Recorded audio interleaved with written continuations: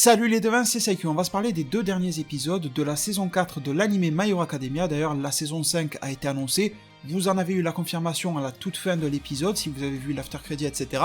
Et je vous avais aussi proposé une vidéo dans laquelle, avant même l'annonce officielle dans l'épisode, je vous montrais des fuites d'un magazine japonais qui justement venait nous confirmer officiellement le fait que nous aurons bel et bien la saison 5 de l'anime. Donc ça c'est une très bonne chose, une très bonne information. Nous n'avons pas la date de sortie pour le moment de la saison 5, mais ça ne saurait tarder, et comptez sur moi pour vous donner la date dès qu'on l'aura. Alors concernant les deux derniers épisodes, le 24, je vous l'ai dit direct, je vais pas en parler énormément très longtemps, même ça va être très bref, car bon voilà, c'était un bon épisode qui a introduit de nouveaux personnages.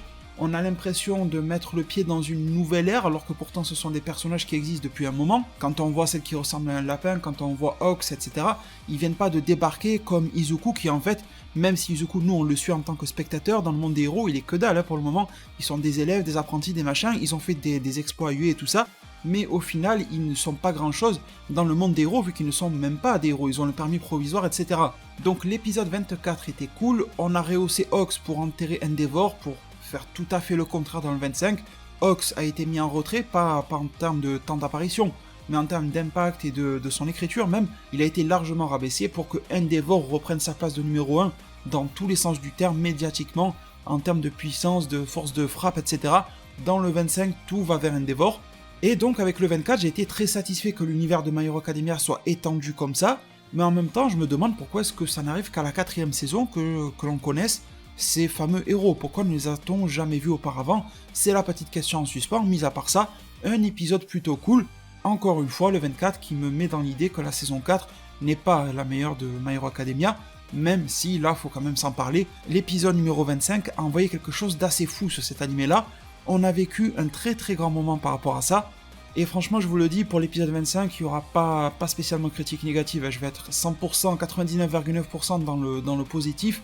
On est quasiment, voire peut-être même en face d'un épisode parfait dans My Hero Academia, visuellement, sur les musiques, sur ce qui nous est proposé dans le scénario, dans l'écriture des personnages, dans les messages qui ont été passés. Il y a eu des tas et des tas de messages dans l'épisode 25, je ne pourrai pas revenir sur tout et l'ensemble des messages dans cette vidéo-là, sinon elle va durer trop longtemps, on va en parler de quelques-uns, mais tout, ça serait bien trop long, mais je pense que vous avez tous plus ou moins capté. Du coup, pour pouvoir rester ensuite totalement sur le positif, je vais vite fait aborder le point qui m'a un tout petit peu dérangé dans l'épisode 25, mais vraiment, c'est très très minime, c'est juste histoire de le remarquer. Ça m'a paru un petit peu bizarre dans le combat contre le Nomu, là, je crois qu'il l'appelle Nomu, je sais pas trop quoi, il a un surnom en tant que Nomu, bref, on va l'appeler Nomu. J'ai trouvé que Endeavor, en début de l'épisode, en plus, arrive très très vite à sa limite en termes de surchauffe, je m'y attendais pas vraiment. On nous a vendu Endeavor de toute la série comme un mec surpuissant, on nous a montré que pour Shoto, c'est vrai que le fait de surchauffer, c'était compliqué pour lui, mais en même temps, c'est qu'un débutant, et qu'après il compense ça avec la glace. Je me disais que pour un mec qui est toujours enflammé, il active toujours ses flammes autour de lui, niveau surchauffe, il devait avoir une limite beaucoup plus loin que celle qu'on nous montre en début d'épisode. Il envoie 2-3 coups, grand max, et il se passe plus grand chose. Il dit, ça y est, je suis en train de surchauffer. J'ai trouvé que ça arrivait très très vite pour Endeavor, surtout quand on nous l'a vendu là, le Endeavor avec une nouvelle armure. Alors j'ai plus en tête les détails de cette armure là, mais il me semble bien qu'une nouvelle armure signifie amélioration, etc.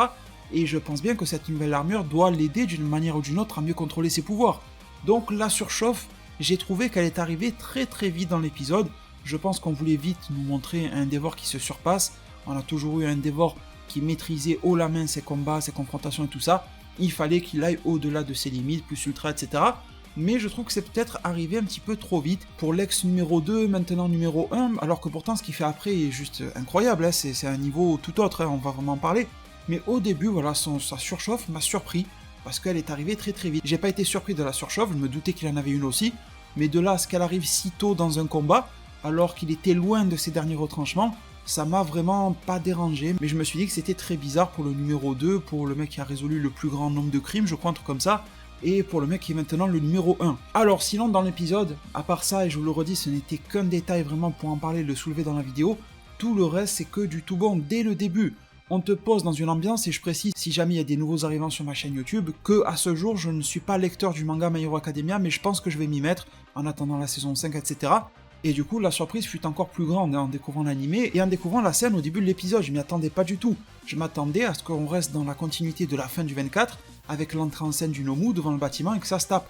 Non, on a eu le passage avec les enfants de Endeavor, ce passage-là où il rend visite à la mère, donc à la femme de Endeavor. Les divers enfants sont là, on a aussi l'anecdote sur Endeavor qui amène des fleurs à sa femme, et il amène la catégorie de fleurs dont elle lui a dit qu'une seule fois dans toute leur vie commune qu'elle adorait ces fleurs-là. Donc on a l'évolution de Endeavor, pourtant Endeavor, même si on l'apprécie parce qu'il est classe, parce qu'il est cool, ses attaques rendent bien, son personnage est classe, etc. Au combat, il envoie et tout ça, les flammes, voilà, il y a tout qui va pour le rendre badass, ce personnage-là. Malgré tout, ça reste un personnage détestable. Rappelons-nous, si vous vous en rappelez pas, relisez le manga, revoyez l'animé, toutes les violences au niveau de sa femme, que ça soit oral et physique, que ça soit sur ses enfants, ils ont tous pris cher, etc. Donc c'est clairement un personnage détestable.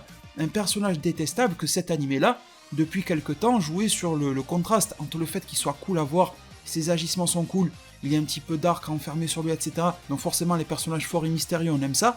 Mais en même temps, son passé dans sa vie personnelle est très très sombre. Il n'est pas du tout à reproduire, vous voyez ce que je veux dire? Et cette série jouait beaucoup sur ça, pour que là, cet épisode-là, le 25, soit réellement une consécration, et que l'on passe du personnage à détester au personnage à adorer. D'une certaine manière, même si on ne peut pas pardonner du tout, c'est totalement impardonnable ce qu'il a fait à sa femme et ses enfants, mais quand tu vois la manière dont il essaye petit à petit de se repentir, non pas de faire oublier son passé, ça il pourra pas, mais il essaye d'offrir à ses proches et même à lui-même un futur qui soit quand même nettement plus radieux, qui soit plus apaisé. Et pourtant son type de caractère n'aide pas pour la chose, mais il travaille énormément. En gros, on en arrive déjà sur un premier message, tu peux faire les pires choses dans la vie, elles seront faites et le mal fait ne sera jamais effacé, ne sera jamais oublié. Toi-même tu ne l'oublieras pas, ceux à qui tu l'as fait ne l'oublieront pas et en auront toujours les séquelles. Mais bon, si tu te diriges dans le droit chemin pour la suite de ta vie, vaut mieux ça en fait, que de rester un connard toute ta vie. C'est un petit peu le message par rapport à Endeavor. Endeavor l'a compris lui-même, ses proches l'ont compris, en tout cas sa femme l'a compris, mais malgré tout ça reste une cicatrice qui a beaucoup de mal à se refermer et qui se refermera peut-être même jamais. Donc ça c'était le premier message qui a été là tout au long de l'épisode, c'était même le fil conducteur jusqu'à la défaite du Nomu, etc. Puis on a une transition directe juste après l'opening pour forcément reprendre sur le combat d'Endeavor. Combat donc qui a une double symbolique, combat qui est là au premier sens du terme, comme n'importe quel héros, qui soit le dernier ou le premier du classement, protéger la population, protéger les peuples, protéger les biens, les êtres humains, et un petit peu tout ce qui est dans les environs. Bien sûr, se protéger lui-même, vu que Endeavor était la cible du Nomu, c'est pas comme si Nomu s'attaquait un petit peu à des passants, il est venu direct chercher Endeavor, et par la même occasion Ox. Mais ce qui est plus important que ça, au-delà du combat physique, c'est le combat au sens figuré que mène Endeavor, il le dira à la fin de l'épisode.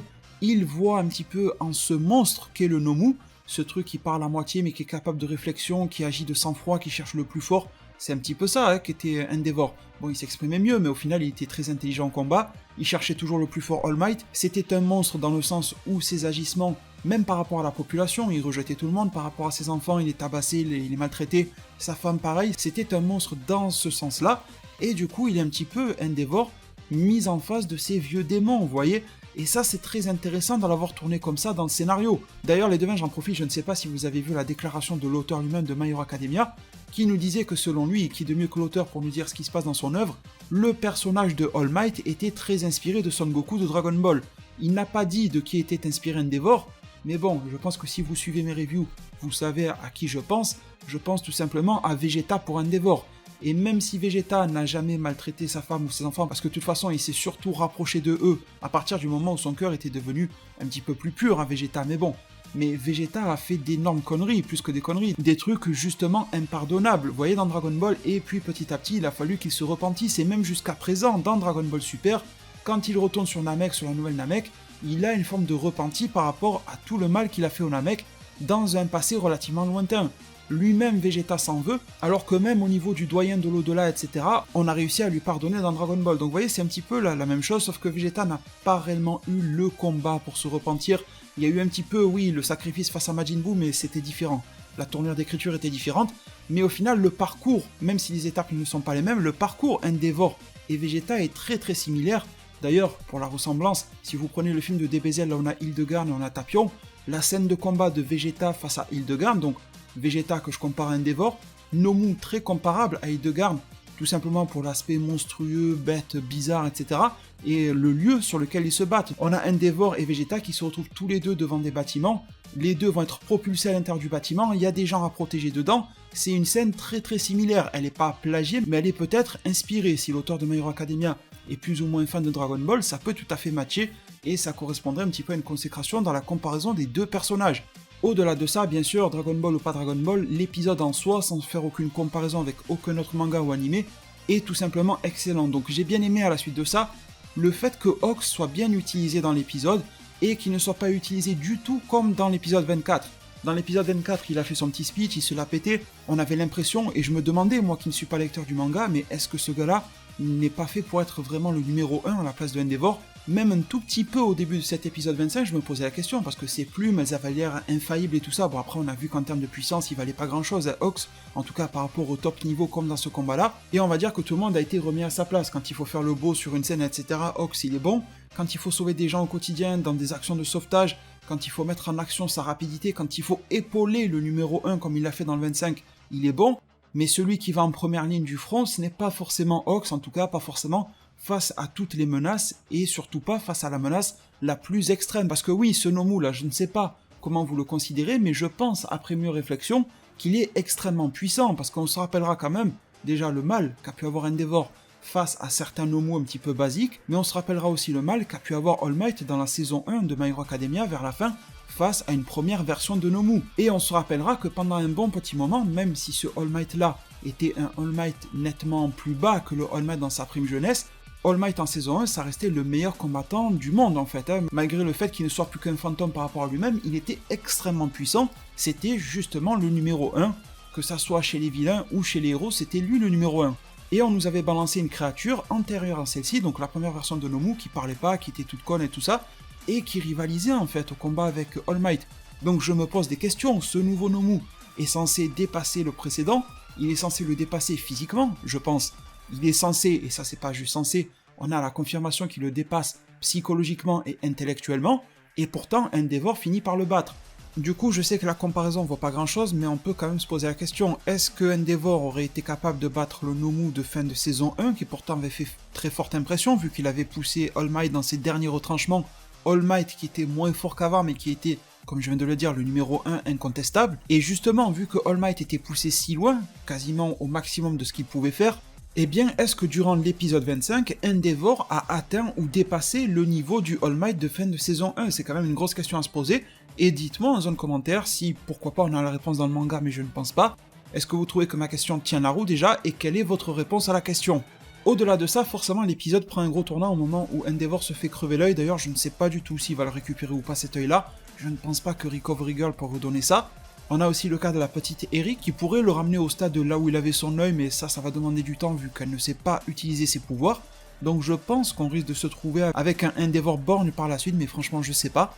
Mais surtout ce passage-là a marqué un gros tournant dans l'épisode, d'ailleurs c'est arrivé de manière tellement brève, on a juste eu le plan sur Endeavor qui se fait crever l'œil, alors d'accord avec beaucoup de sang, mais l'action n'a pas été réellement montrée.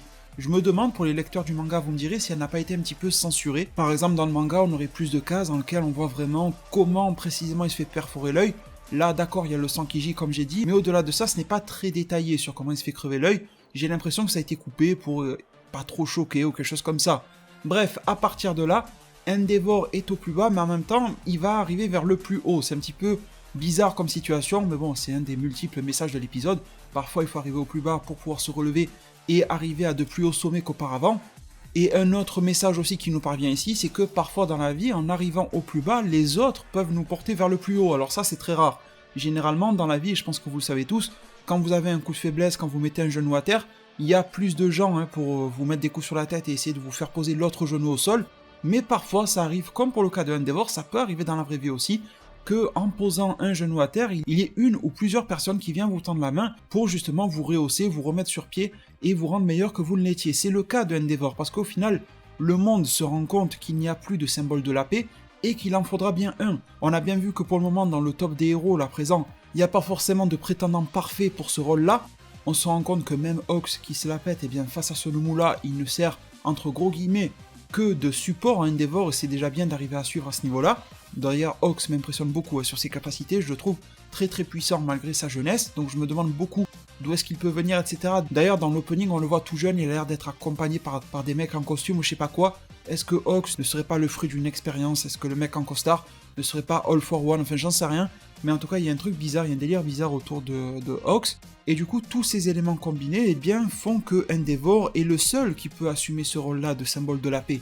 Malgré les apparences qui font qu'il repousse à peu près tout le monde, et d'ailleurs, la première réaction de tout le monde, c'est de se dire bon c'est bon, Endeavor est foutu, on en a rien à foutre, on se barre, et puis c'est la panique. Mais finalement, on va voir 2-3 personnes qui vont commencer à dire que non, ce n'est pas comme ça que ça marche, regardez, il y a toujours les flammes de Endeavor, il se bat pour nous protéger, il faut le soutenir, que vous l'aimiez ou pas, celui qui doit être le symbole de la paix actuellement, c'est Endeavor. Et ça aussi c'est très très bien écrit pour un personnage qui vient de si loin, pour un personnage médiatiquement et dans sa vie privée qui vient de si loin, avoir cette acclamation là, en fait elle tombait juste au moment parfait. Sans ça, Endeavor serait sûrement mort, même sans Hawks, etc. La victoire de Endeavor n'est pas juste due à ses capacités personnelles ou à sa détermination. C'est vrai qu'on nous dit dans l'épisode que c'est un des personnages les plus têtus de My Hero Academia, mais sans l'addition de tous ces éléments combinés, il aurait jamais gagné, et c'est ça qui fait la beauté de l'épisode, vraiment. On a vraiment une scission, une division entre le Endeavor d'avant, celui qu'on a toujours connu, qui était cool mais détestable en même temps, et le nouveau, celui qui va scander la devise de l'école, celui qui va prendre une pause de victoire à la fin du combat similaire à All Might, voilà, ce genre de choses.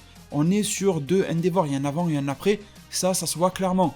Ce qu'il y a eu de fort aussi dans l'épisode, c'est que le combat et la lutte face à ce no-move, c'est vraiment une lutte, on l'a senti passer. C'est vrai que je vous ai dit qu'on allait vite en besogne parce que le Endeavor a atteint sa surchauffe très très vite, mais en même temps, ce qui arrive après, ils prennent le temps de le faire et de le dépeindre dans l'épisode et ça rend bien. On est un petit peu avec Endeavor en train de souffrir avec lui, on est dans ce monde enflammé, dans lequel il dit lui-même qu'il n'arrive même plus à se déplacer, ce sont ces flammes qui le bougent pour lui, la douleur le maintient éveillé, ce genre de choses, sûrement plus l'adrénaline que la douleur, etc. Il fait ce qu'il peut comme il peut, il y a Hawks qui vient le renforcer avec ses ailes, d'ailleurs je ne sais pas comment est-ce que Hawks peut faire repousser ses ailes vu qu'elles ont été cramées. Également, il y a aussi une grosse différence entre l'Endeavor d'avant, même en tout début d'épisode par rapport à celui de la fin. Au tout début de l'épisode, Endeavor et le Nomu, ils sont en train de péter un immeuble, il y a des gens tout à fait innocents dedans, l'immeuble aurait pu tomber par terre s'il n'y avait pas Hawks, il n'aurait sauvé personne.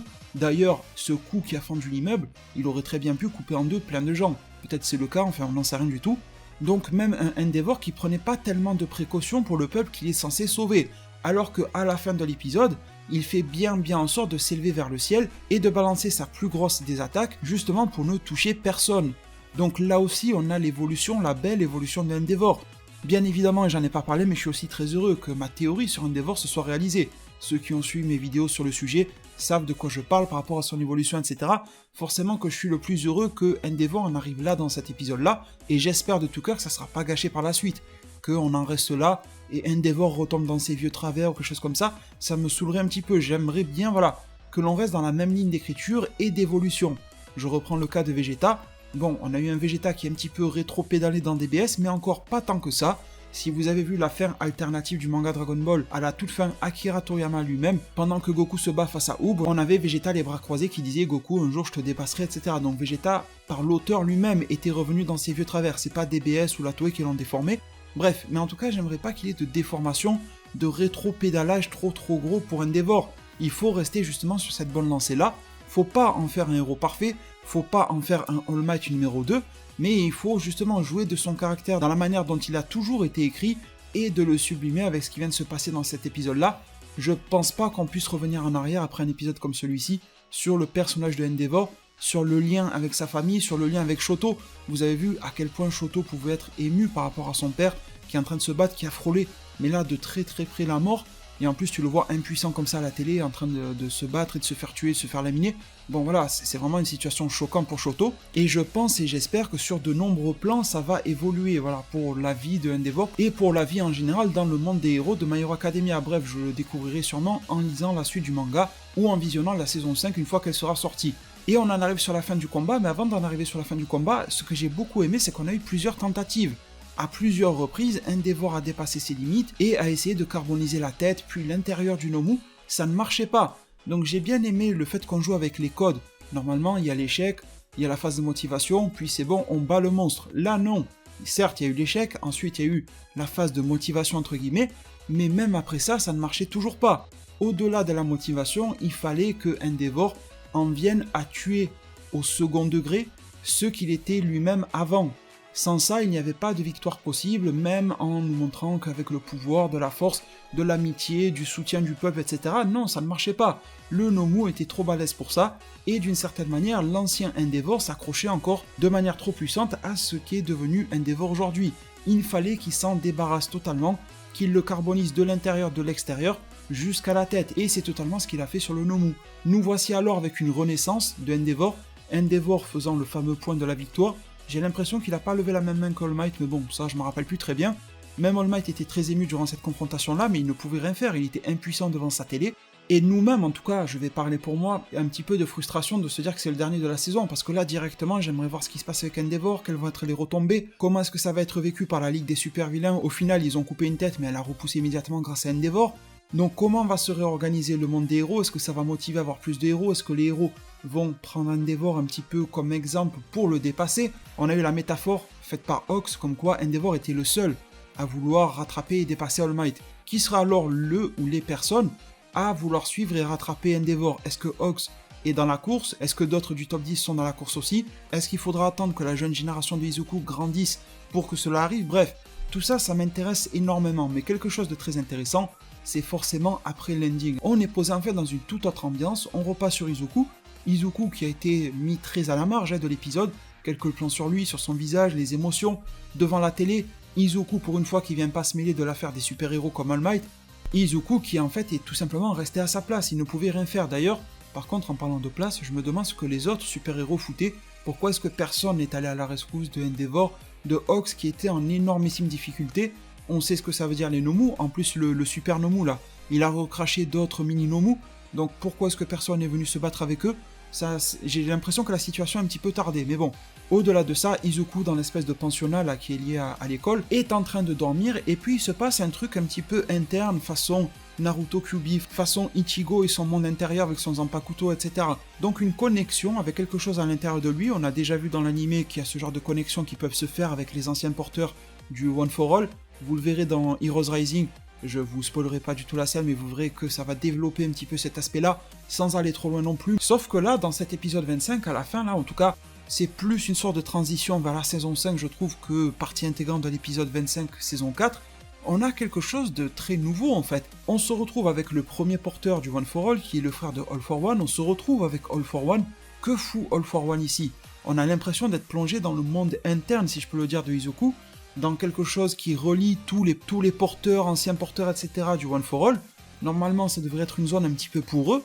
Pourquoi est-ce que All for One se retrouve là-dedans? Certes, c'est comme une image, une vision, une représentation, un truc comme ça, mais pourquoi est-ce que la bataille a lieu? Ça devait être, à mon sens, en tout cas de ce que je comprends, ça devrait plutôt être un lieu de sérénité, plutôt un lieu de rassemblement pour ces formes d'esprit des anciens porteurs, pour qu'ils puissent communiquer des messages, pourquoi pas transférer des pouvoirs aux nouveaux porteurs, etc. Mais là, c'est tourné différemment, il y a carrément le symbole du mal qui est là-dedans. Donc ça, déjà, j'ai pas trop compris. L'apparence de All for One est forcément différente, mais quand je parle d'apparence, je parle aussi de la fumée rouge qui l'entoure, noir-rouge, et il y a la même sur son propre frère. Donc j'ai l'impression que le lien entre ces deux frères est plus puissant que ce qu'on veut nous faire croire. En parlant de frère, celui qui est le porteur du One for All, quand il se rapproche de Izuku, j'ai vraiment l'impression qu'il ressemble à Shigaraki, Tomura, le chef de la Ligue des Super Vilains. Étrangement, All for One était très attaché, il est toujours très attaché à Shigaraki. Shigaraki qui a un lien également de famille avec la sensei, celle qui a précédé All Might. Vous voyez, donc est-ce qu'il n'y aurait pas un truc à jouer sur le fait que le tout premier porteur du One for All, qui est le frère de All for One, n'aurait pas en plus lui aussi un lien avec Shigaraki? Après, c'est peut-être juste leur physique qui est comme ça, peut-être qu'All for One revoit physiquement en Shigaraki son frère, mais qui n'ont strictement aucun lien. Sincèrement, je sais pas, mais il y a peut-être un truc à machiner par rapport à ça, parce que je me suis toujours dit que Shigaraki, aussi cool soit-il, etc., c'est vraiment un personnage méchant que j'apprécie beaucoup. Malgré tout, ça reste un petit con, il fait des agissements à la con, la plupart de ses plans se vouent par un échec, vous voyez ce que je veux dire? Quelles sont les grosses réussites de Shigaraki? Au final, il marche sur des œufs, il arrive à faire les choses qu'à moitié, c'est pas non plus un déchet, mais bon, c'est pas la réussite complète tout court, et je pense que quelqu'un de très puissant et exigeant comme All for One ne s'arrêterait pas avec quelqu'un qui à moitié réussi, à moitié fait des échecs, pourtant il s'accroche à Shigaraki, plus que ce qui me semble être normal. Donc maintenant que l'on a bien vu son physique à son frère, que l'on a revu, parce que je crois qu'on l'avait déjà vu dans le passé de la série, est-ce qu'il n'y aurait pas un lien de connexion entre les deux? Je vais peut-être un petit peu trop loin, mais ça pourrait aussi être cohérent. En plus, on a pas mal de teasing, d'affiches promotionnelles pour la saison 5, je sais pas si vous avez vu, qui nous parle de la passation d'un nouveau pouvoir. Du coup, je pense vraiment que tout ça peut être lié, le fait que les anciens porteurs du One for All vont passer quelque chose à Izuku, quelque chose qu'ils n'avaient pas pour le moment, une amélioration du One for All, quelque chose de totalement inédit ou nouveau, je ne sais pas. Mais je me pose beaucoup de questions aussi sur l'apparence de Izuku, je la trouve très bizarre. Ce fait qu'il ait le corps totalement masqué d'une lueur noirâtre verdâtre, un peu comme ses cheveux et son costume, il est toujours lié au vert, Midoriya. De mémoire, Midori voulant dire vert en japonais, donc vous comprenez un petit peu la symbolique. Mais surtout, je comprends pas pourquoi est-ce qu'il a ce revêtement autour de lui, autour de son corps, qui ressemble un peu d'ailleurs à celui de All for One qu'il a en rouge et noir, et bien celui de Izuku lui ressemble beaucoup en noir et vert. Le fait qu'il y ait que la partie haute de la tête et seulement les mains qui puissent ressortir, voilà, je me pose beaucoup de questions, forcément sans avoir les réponses, car je ne suis pas lecteur du manga encore une fois, mais beaucoup de questions ont été soulevées en cette fin de saison. C'est très frustrant de ne pas pouvoir avoir la suite la semaine prochaine, mais bon, comme je vous ai dit, je pense que je vais y remédier tout simplement en lisant le manga, je pense que ça sera la meilleure des solutions. D'ailleurs, on a la confirmation dans cet épisode-là que tout ce que vient de voir dans son espèce de rêve intérieur Izuku, c'est pas des conneries, parce que déjà la vitre qui s'est pétée toute seule, ça se pète pas comme ça, et on voit bien l'activation du One for All sur la main de Izuku, en tout cas ces lignes électrifiées là, comme quand il active son pouvoir, sauf que là elles se sont activées toutes seules, donc clairement il y a eu quelque chose, un effort de communication entre les anciens porteurs et Izuku, un message qui a voulu lui être transmettre, un nouveau pouvoir, ils ont essayé de lui donner, je sais pas vraiment. Pourquoi lui donner un nouveau pouvoir aussi? Est-ce que les anciens porteurs savent qu'une autre menace arrive? Franchement, ça fait beaucoup de questions, mais tant mieux. Heureusement, si tu arrives à la fin de la saison 4 et qu'il n'y a plus du tout de mystère dans l'histoire, d'ailleurs en parlant de mystère, il y a le truc de Grand Torino avec le Gigantomachia, il y a énormément de choses, et tant mieux, en même temps frustré de ne pas avoir la suite à portée de main. Et puis voilà, je pense vous avoir tout dit pour aujourd'hui. Sachez que pour prolonger l'expérience My Hero Academia sur ma chaîne YouTube, je vous mets en lien en description la vidéo qui parle de l'annonce de la saison 5. Je vous mets également le lien de ma review du film Heroes Rising, le film numéro 2. J'ai eu l'opportunité de le voir et je vous donne mon avis sur le film et aussi je vous raconte l'histoire du film. Donc voilà, si vous êtes intéressé par les spoilers du film, vous saurez globalement tout ce qu'il y a à savoir sur le film, son déroulement, etc.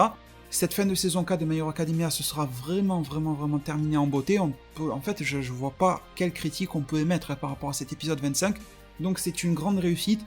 On espère et on croise les doigts, mais maintenant ça fait 4 saisons quand même qu'ils arrivent à nous ravir avec My Hero Academia, que la saison 5 sera minimum du même niveau que les 4 premières.